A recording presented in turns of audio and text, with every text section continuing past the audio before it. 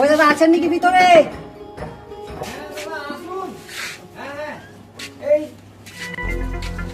তোমারই হিসাবটা করছিলাম আমি। বসুন বসুন বসুন। তোমারই হিসাবটা করছিলাম আমি। বুঝতে পারছেন তো, মানে রোদে কাজ করে মাথা মাথা খারাপ করে দিচ্ছে।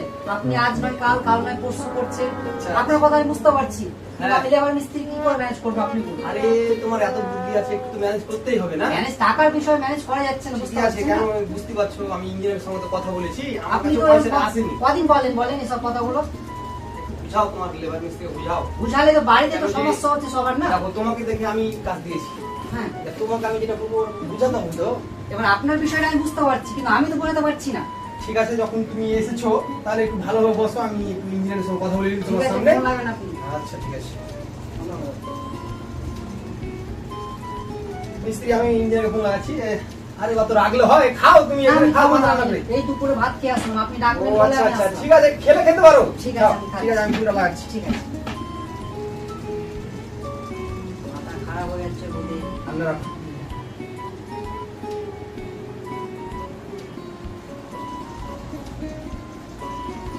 Hello sir.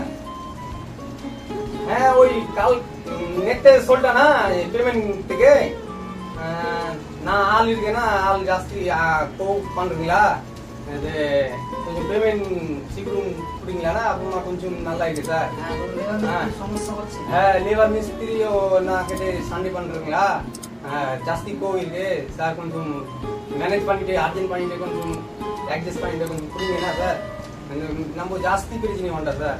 சரி சரி சார். ஓகே ஓகே, சரி சரி சார். ஓகே, சாயங்காலம் புரியுங்களா? সরি স্যার, সরি স্যার, না আলকে রিকোয়েস্ট করছি। ওকে ওকে, ঠিক আছে। তোমার সামনে আমি কথা বললাম। সে তো বললেন, কি বললো?